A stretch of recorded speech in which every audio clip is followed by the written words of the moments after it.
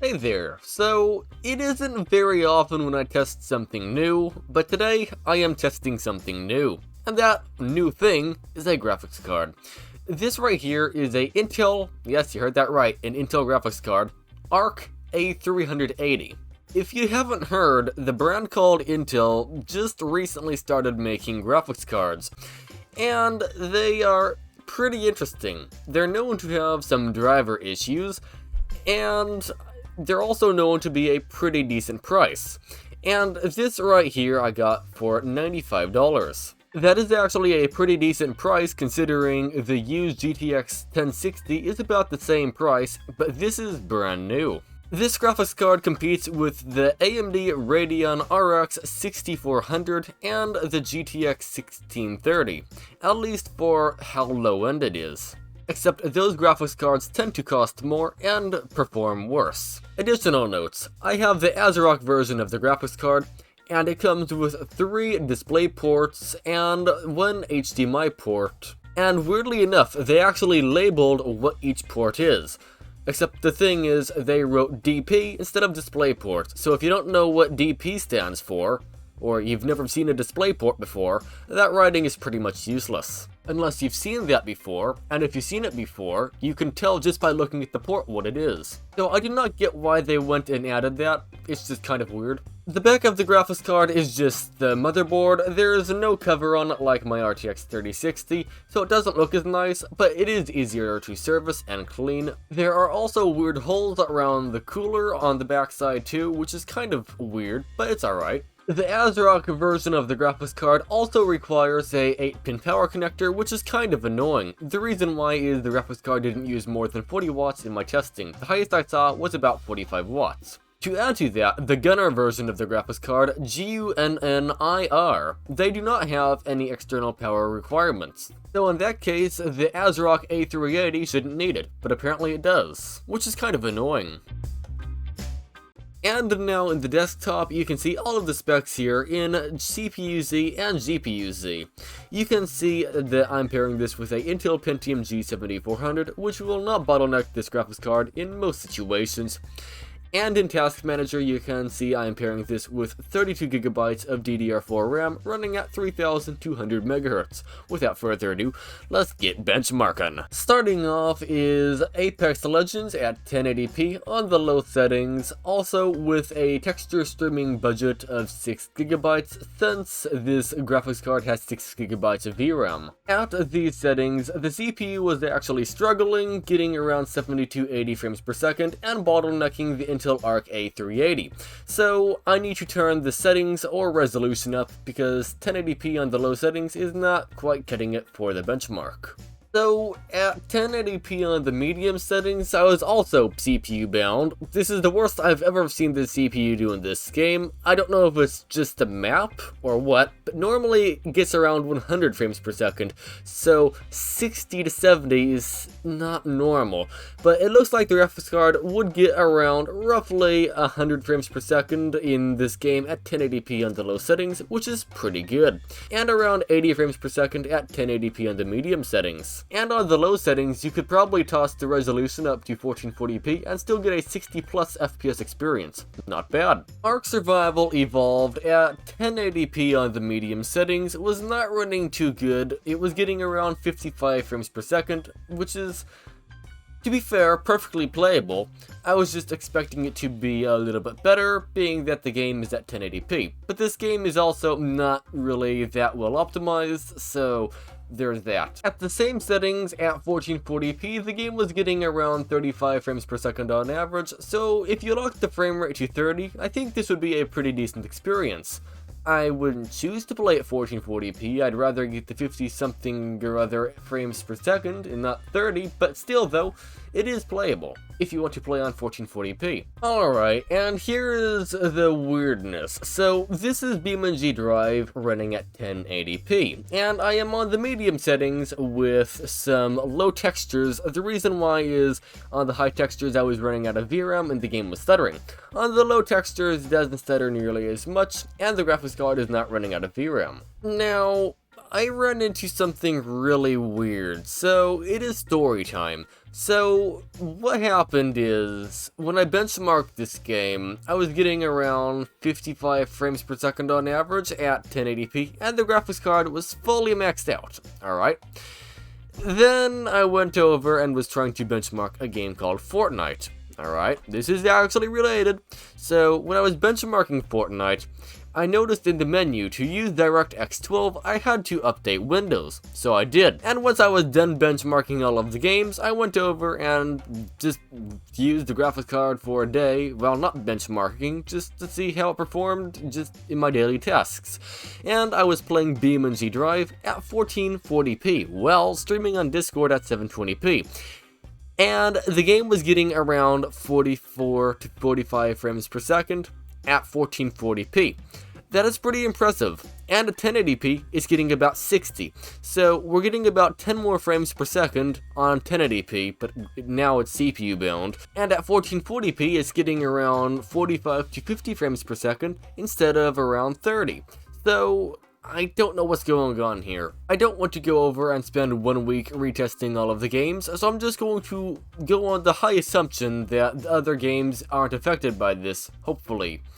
Either way, let's just skip BeamNG Drive for now. I don't know what's going on. BioShock Infinite at 1440p on the high settings, or the high preset, was running at roughly 60 frames per second on average. I also did try 1440p on Ultra, and it wasn't really worth it. The game looked the same, and it was getting significantly less FPS. But 1080p on the Ultra settings is fine, but I think the best possible settings for this graphics card in this game is 1440p on the high settings. It looks amazing, nice high resolution, and it runs buttery smooth. Borderlands 3 at 1080p on the medium settings was getting roughly 45 frames per second on average, though the game was actually stuttering quite a bit, as per usual with this game. And the stutters are a little bit different than they were when I was testing the i7 3770K at 4.3 GHz with the GTX 970. That was stuttering a little bit, but it was getting about 60 frames per second at 1080p medium, and if I went over and capped the frame rate to 60, it would not really stutter below 60 frames per second. Now, on the Pentium here, with the Intel ARC, it's a little bit different. If I limit the frame rate at 1080p on the medium settings, yes, we are still getting around 45 frames per second, though the stutters don't really go away. The stutters don't make the game unplayable, they're just not completely gone. Well, they weren't completely gone on the GTX 970 either, but they aren't as gone as they were on the GTX 970, which I guess could be something to do with the new Intel ARC being just a brand new brand of graphics card, and the drivers still do need a little bit of work, but I would say it is a pretty good result from the ARC A380. One thing to note, this gets about 30 frames per second or less at 1440p on the medium settings, where the GTX 970 was getting 60 FPS. So this is lower than the GTX 970 in this game. The next game is Brawlhalla, and Brawlhalla got a completely consistent frame rate of 60 frames per second on 1440p. As always, I should mention that this game does not have graphical settings unless you count the resolution a graphical setting. You can't turn the settings up or down, they are just one type of setting. Also, the game doesn't go above 60 frames per second or below 60 frames per second. There is no FPS cap or uncapper. I should also add, this is the first time I've ever gotten MSI Afterburner working on Brawlhalla. I don't know why it's working now. It didn't work in all the other benchmarks I did, and I didn't change anything. It just started working on here. So, there's that. Call of Duty Warzone 2.0 at 1080p on the minimum settings with FSR on quality. The game ran at roughly 50 to 60 frames per second, and it was pretty good. Though, the thing is, the frame time graph wasn't very ideal at all, and it wasn't the absolute best experience, but it was somewhat decent. Now, Call of Duty Warzone 2.0 actually went and added FSR 2.1 to the game, and I went and retested that just to see what would happen, and the frame rate was exactly the same as before the Windows update when I was using FSR 1.0, but when I'm using FSR 2.1, the frame time graph is a little bit flatter, and the game feels a little bit more smooth. So I don't know if that's a coincidence or if that's actually correct, but we were getting about 60 frames per second, and that's about the frame rate the graphics card could get at 1080p on the minimum settings with FSR 2.1 on quality. If you have a faster CPU, you could put the FSR on, for example, performance, and you'll probably get around 80 frames per second. So overall, a quite nice experience, but definitely not a 144Hz high refresh rate experience. G.Skill at 1440p on the very low settings was getting about 170 frames per second on average. Now, on MSI Afterburner's overlay, the average frame rate is 186 roughly. Though the thing is, it's also counting when the FPS spikes quite high up when I die, because when I die, the frame rate goes way up. So when I'm actually playing the game, it's getting about 170 to 180 frames per second, which is absolutely playable. So, should you play CSGO at 1440p? The answer is yes. You could probably bump the resolution up to 4K and still get a 60 plus FPS experience, which is pretty impressive. But then again, it's just CSGO, which is a quite old and easy to run game. Cyberpunk 2077 at 1080p on the medium preset, also with FSR unbalanced. The game was getting roughly 30 to 40 frames per second. Well, that's what the graphics card should get, it looks like. But I'm getting between 20 and 30 frames per second. The reason why is, well, I'm heavily CPU bound here. So there's not much I can do about that. Again, if I paired it with my i7-3770K, yes, the i7 is capable of more frame rate in this game, but it also doesn't support resizable bar, which will cripple the performance by quite a bit. But overall, I do not think you will be able to reach a 60 frame per second average in this game, at least with the Intel ARC A380. Now, you might be able to get close if you went down to 720p with the low settings with performance FSR with a fast CPU, but I cannot verify that, because again, I'm using a Pentium, aka a pretty slow CPU by 2023 standards. Dota 2 at 1440p on the highest graphical preset was running at roughly 60 to 70 frames per second on average, and when a lot of stuff was happening on screen, I did see it drop into the mid-50s in the frame rate at times. But to be completely honest, 15 frames per second is playable in this game for the most part, so 50 is not really a big deal. Even if you're competitive, it probably isn't that big of a deal, but to be honest, I also don't know how to play the game in this absolute slightest. I don't know what you're supposed to do. I just know my character keeps dying, and I also got banned from the game. Yay! Yeah, I keep leaving the matches because I don't know what to do, and the game keeps putting me in some sort of punishment pool, whatever that is. Fall Guys at 1080p on the highest preset was running at roughly 95 frames per second on average, which is more than I was expecting, especially from seeing the 1440p results, which I will get to in a moment. Either way, at 1080p, the game was buttery smooth, and it was absolutely playable and looked amazing. And at 1440p, the game was getting roughly 55 frames per second on average, so a lot less than 1080p. I should also add, it as well was at the highest settings. I also tried the medium settings, and they got basically the exact same frame rate, so you might as well go with the high settings, or highest settings I should say. But all in all, I'd say at 1440p and 1080p, the game is perfectly playable. I wouldn't bump it up to 4K, but it probably would be playable on the low settings. Also, I won one of my first games of Fall Guys during this benchmark run on 1440p on the highest settings, so that was neat. When I say I won it, I mean I came in first place. Nice. Fortnite at 1080p on the medium preset with no upscaling technology of any sorts turned on because I can't work out how to do it in Fortnite. The only upscaler I know of is the resolution 3D resolution, what did I just say? The only resolution scaler I know of is the 3D resolution slider, which was at 100%. Either way, the game got 55 frames per second on average at 1080p on the medium settings, and the game looks absolutely amazing. Yes, the grass loads in when you're pretty close to it, rather than loading in further away, so it is a little bit more noticeable in that department, but all in all, I'd say it is a very nice experience, and I would pick this setting to play on personally. Also, before everybody asks, yes, on the low settings, the game does get roughly 100 frames per second on average, which is perfectly playable. And no, I'm not going to be benchmarking performance mode, at least today. The reason why is this CPU cannot really give more frames per second than what we're getting right now.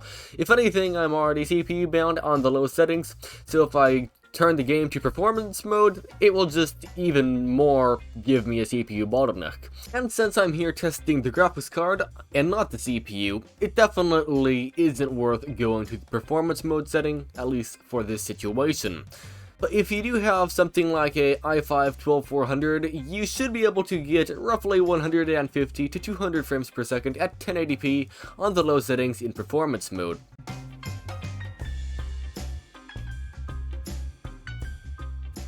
GTA 5 at 1440p on the very high settings was getting roughly 50 frames per second on average. Yes, that isn't the highest number, but do keep in mind this is a pretty low-end and entry-level graphics card. Either way, at 1440p, it was dropping below 50 frames per second at times, and sometimes going above 60.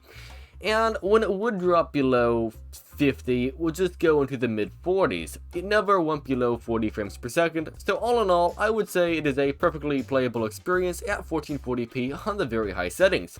And if you want a 60 plus FPS experience, of course, you could go over and lower the settings down, but I really don't see any reason to. I also tried 1080p on the same settings, and the game was getting roughly 65 frames per second on average. Now, I was CPU bound at times at 1080p, and that was mostly around the city. I also went on a rather large road trip when I was testing 1080p, so it's not the exact same benchmark. Either way, what I did was I basically drove around the entire map driving the moped. Yeah, it's a rather slow vehicle in the game, but I took it on the freeway anyway. It was a pretty entertaining experience, at least for me. Pretty interesting, and I could explore quite a bit of stuff. And all in all, from about 1 hour of gameplay, I have no complaints. I'd say this is perfect for 1080p, or even 1440p in this game. Halo Infinite at 1080p on the low settings in the menu was getting roughly 17 frames per second, and that was a little bit concerning, but once I got into the game, I was getting about 40 frames per second, which is actually quite impressive, sort of. I mean, yes, 40 frames per second is not great at all, being that the game is 1080p, and also the low settings, but it was running and far exceeding my expectations. My expectations were 20 frames per second, by the way, so this is a quite nice experience, at least for that expectation. And here is something I almost didn't try, and that is going over and testing the game at the exact same settings, but using Halo Infinite's version of an upscaler. I set a 60 frame per second target, and the game just magically was getting 68 to 69 frames per second on average, and it looked basically the same. I'm sure if you have two side-by-side images of the game, you'll be able to tell it's a little bit less fancy with the upscaled version with the 60 FPS target. But all in all, I would rather take the 60 FPS plus experience versus the 40 FPS experience all day, especially in this game. I should add, when I was getting 40 FPS, there was also a bit of input lag. When I'm getting 69 frames per second on average, it was no input lag, so it was the perfect experience. Lost Light at 1440p on the Ultra settings was running at roughly 60 frames per second on average. Now, I couldn't work out how to get anywhere besides where I was right here. I don't know where I was. It's some sort of building. If I could work out how to get out and test everywhere else, I would, but I was stuck in that room. Either way, the game got 60 FPS, and if it does drop below 60, you can always turn the settings down. I would say, at 1440p, this game is perfectly playable. The game called Mafia, at 1440p on the high settings, was running at roughly 55 to 60 frames per second on average. It was a completely playable experience. Now, one thing to note, For some reason, the frame time graph was an absolute jittery mess, and the 1% lows were in the low 20s. Though, that didn't mean the game felt like a bad experience, because it wasn't. The game ran quite smoothly, in my opinion, at least for the gameplay I played. Now, my standards are incredibly low, so there is also that. And I also don't pick up on stutter that easily. And if you are very bothered by that frame time graph, I'm sure you could cap it by going over and downloading a piece of software called Ripjaws Statistics Server. I actually use that for the benchmark overlay. It also comes with MSI Afterburner. Either way, if you kept the frame rate to, let's say, 55 frames per second in that, the frame time graph should be very, very, very, very, very smooth and nice and buttery. Now, I wasn't going to test this game in the first place, but I decided to because it is an older game, and I did hear this graphics card had issues with older games. And I don't really see it, at least in the games I've tested so far. It seems to be just fine with older games. Minecraft Bedrock Edition without shaders at the medium settings. Basically every setting is set to high except the render resolution, what did I just say? Except the render distance is set to 12 chunks, which is on the lower end. And when I have the game set to those settings, the game is getting roughly 150 frames per second, and it is buttery smooth.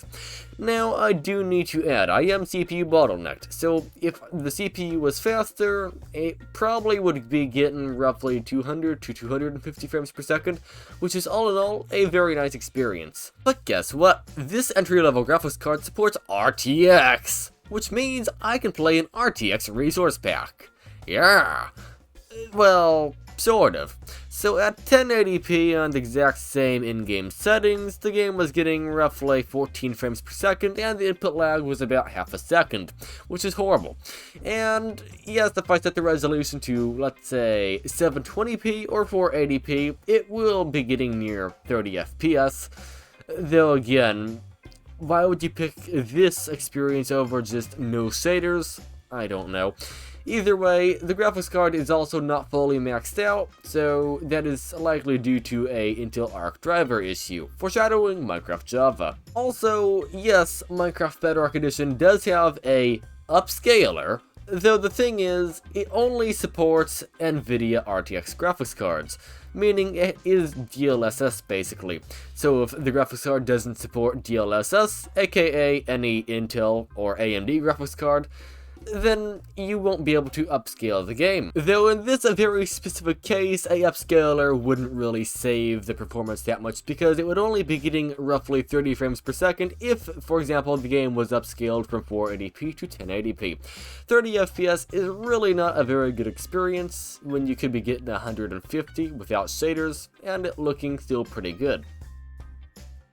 Alright, so Minecraft Java was an interesting one. So, Minecraft Java at 1440p on the medium settings, basically the same settings once again, most things set to high, though the render distance was at 12 chunks, and also the entity distance was quite low too, which is also a CPU intensive setting. And the game was getting between roughly 70 and 120 frames per second, and that is actually a quite low frame rate considering with my RTX 3060 with the exact same settings, the game was getting over 200 frames per second. And the even weirder thing to that is the graphics card is not even near maxed out. And the even weirder part to that even weirder part is when I go over to 1080p and I enable shaders. The graphics card usage is basically the exact same. It's hovering around 60% usage, which is weirdly low. It should be at 100% usage, unless the CPU is holding back the graphics card. But I know what the CPU is capable of in this game, because I've played this game over 1,000 hours with the CPU, and it runs this game well over 70 FPS with these shaders. So something is up with the Intel ARC graphics drivers, and I am not sure what. And yes, this was actually after the Windows updates.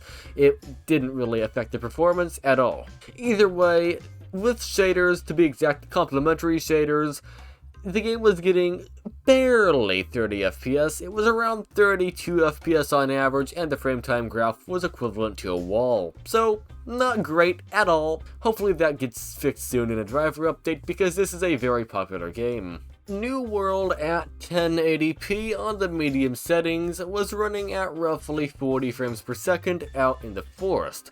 I cannot test the frame rate in town. The reason why is I am completely CPU bound, even at 1440p in town. But out in the wilderness, I am not CPU bound. And out in the wilderness, I'm getting 39 to 40 frames per second at 1080p medium, and I'd say that is a pretty decent frame rate.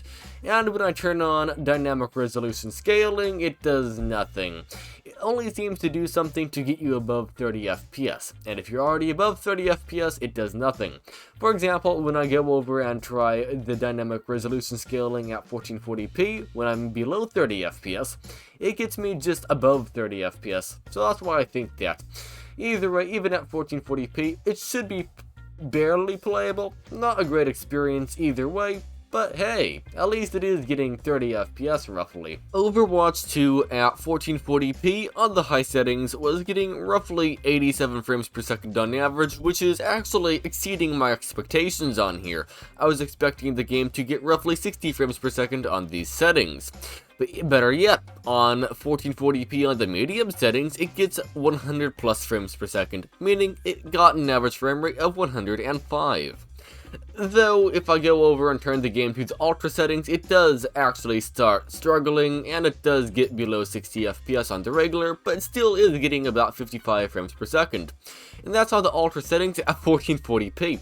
I'd say that is pretty impressive. But how I'd play this would just be 1440p on the high settings, since it does get a 60 plus FPS experience, and I'd rather get that than like 55 frames per second. But to be fair, I can't tell that big of a difference, but at the same time, I can't tell a visual difference between high and ultra either, so there's that. Portal is a rather old game, and at 1080p on the very high settings, it was getting roughly 220 frames per second on average, which is very playable. Far exceeding my expectations once again. I was expecting 1080p on the very high settings to only be getting around 150 frames per second. And then when I crank the resolution up to 1440p, the game is still getting roughly 120 to 130 frames per second on average, which is, again, far exceeding my expectations. I expected it to be getting around 80 frames per second. So, if you're a competitive Portal player, I guess this would be a decent graphics card for you in that case. Portal RTX didn't want to open, and I had to follow some sort of guide online on how to actually make it open on a Intel ARC graphics card. Actually, scrap that. I can't find the tutorial online on how to do it, so I will show you how to do this. So, you want to right-click Portal right here, then you want to click on Properties. Once you're in here, you're going to want to see where it says Launch Options, and you want to put in -Vulkan like that. Line VULKAN, and by doing that, you can press the X button on the top right, and now you can open Portal RTX on a Intel ARC graphics card. And once the game opened, it was very broken. Basically, the menus didn't even have any background to them, and they were just white text over basically white background and almost unreadable, not like it should be. And to add to that even more, I couldn't actually get into the Portal RTX settings, just the regular Portal settings within Portal RTX. So I couldn't test Portal RTX even if I wanted to. So I just stopped trying to benchmark it in the menu because I couldn't get anywhere. So Portal RTX, it wouldn't have been playable in the first place on this, but hey, at least it opened, sort of. PUBG at 1440p on the very low settings was running at roughly 60 frames per second on average, which is actually quite nice, though the 1% lows aren't very good, and I do not know if this is the CPU, or the ARC A380, or just how PUBG runs. The reason why is I also got the same stuttering issue when I tested the GTX 970 on my i7-3770K, which is a completely different CPU, and slightly faster in some games. But either way, 60 frames per second at 1440p on the very low settings is a quite respectable result, and it is quite playable. I also tried 1440p on the medium settings, and the game was actually quite a bit more intensive, meaning it wasn't really getting much above 50 frames per second. The average frame rate was around 40. So, not ideal for a high FPS shooting game like this, at least I think. I haven't really played this game that much and don't know much about it, but one way or another, it's 40 FPS, so take that with what you want. At 1080p on the medium settings, the game was getting 50 frames per second on average, 5-0. And it's actually less FPS than I was expecting. I was expecting the game to be getting around 60 frames per second, so definitely not that good at the medium settings. Also, I should add, 1080p on the very low settings was getting around 75 frames per second on average, so if you're trying to play the game competitively, I'd say that would be the settings I'd go for, especially since it doesn't really look much better anyway on the medium settings. Roblox Arsenal at 1440p on the highest setting, or at the very high settings, was running at roughly 85 frames per second on average, which is actually quite impressive again. But then again, this is Roblox, and then again times 2, this is 1440p. So, it's not necessarily that intensive, but hey, it is actually fully graphics card bound, so there's that. So if you're a competitive Roblox Arsenal player, which I don't know if there really is any competitive Arsenal players, but if you are, hey, you can play competitively on this. Rocket League at 1440p on the very high settings was running at roughly 60 frames per second on average. Now, the frame time graph was equivalent to a wall, once again, sort of like Minecraft. Though the thing is, the game wasn't really stuttering, at least it seemed from how it felt when I was playing. So, yes, it might be stuttering, it might be noticeable to you, but for me it wasn't a big enough stutter to notice. And if you again use something like Review Tuner Statistics Server to limit the frame rate to, let's say, 45, you shouldn't have any stutters whatsoever. So 1440p on the very high settings I would say is very playable. Also, it probably doesn't come with a surprise, but 1080p on the very high settings was as well perfectly playable, since 1440p was perfectly playable. Either way, at 1080p, the game was getting roughly 100 frames per second on average. It was CPU bound at times, but that shouldn't really affect the performance all that much because it was basically still maxing the graphics card out, and the game was still perfectly playable. Yes, the frame time graph wasn't smooth still, but I still didn't feel any stutters. Shadow of the Tomb Raider at 1080p on the medium settings was running at roughly 46 frames per second on average in the benchmark, which is quite nice, though I did also have XESS turned to quality. That is a upscaler, by the way, sort of like DLSS and FSR. I also did try turning on AMD Fidelity FX CAS, whatever that is. I think that's a AMD upscaler of some sort. Either way, that didn't perform any better, that actually performed worse than all of the XESS options. I also tried 1440p with XESS turned to balance on the medium settings, and that was running at roughly 35 frames per second on average. So, not ideal, but it is playable somewhat at 1440p on the medium settings, as long as you have XESS turned to balance, that is. Team Fortress 2 at 1440p on the high settings was running at roughly 100 frames per second on average, and I would say that is a pretty good frame rate. Then again, this is a rather easy game to run, and it is also extremely old at this point. But still though, 100 plus frames per second on the high settings, and the game looks pretty decent still, I would say is a pretty good win. Valorant at 1440p on the high settings was completely playable. The game was getting roughly 100 frames per second on average, and I cannot complain in the absolute slightest. 100 frames per second at the high settings? Yeah, that's quite nice. Now, again, if I went over and turned the settings down too low, yes, it would perform better, but I am also almost CPU bound in this case anyway, so turning the settings down would just result in a CPU benchmark, and not a graphics card benchmark. And you're here for the graphics card, not the CPU. Also, this is what the Intel ARC A380 scores in Firestrike, which is a DirectX 11 benchmark. I think this is good, but I don't know because I'm very unfamiliar with the Firestrike benchmark. I should be familiar by now. I've done quite a lot of benchmarks in here, and yet I still don't really know if that's good or not. But now it is conclusion time. Do I recommend you to go out and buy a Intel ARC A380? Well, the answer to that is, it depends, like always. Let's say the Intel ARC A380 is $100 on average. If you go over and see, for example, a GTX 1060 6GB model for $70, you should likely get that instead, especially if you're playing games at 1080p and you're going to be playing games like Minecraft, which don't really run all that well on the ARC A380, especially when you're using shaders. Both the Intel ARC A380 and the GTX 1060 have 6GB of VRAM, except if you get the GTX 1060 with 3GB of VRAM, you really shouldn't get that version. But if both of those graphics cards, the GTX 1060 6GB and the ARC A380 are the same price, I would highly recommend getting the ARC A380. It supports RTX, which is pretty useless, at least for this graphics card, but it is nice that it supports it, and it performs quite well. And it barely uses any power, about 40 watts under full load. And it also is quite small and will fit in pretty much any computer. Now, when it comes to me using it in my personal computer for a long term, I'm probably not going to use it as my main graphics card long term, since I have an RTX 3060. Though I am going to try to use this graphics card for, let's say, a week or two to see how it holds up for my daily usage.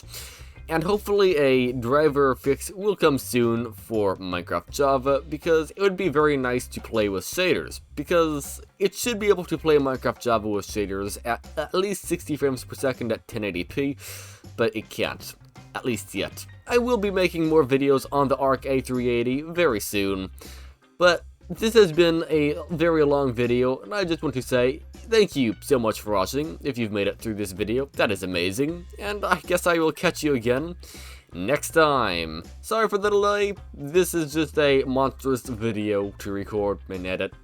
It's huge. Have a nice day.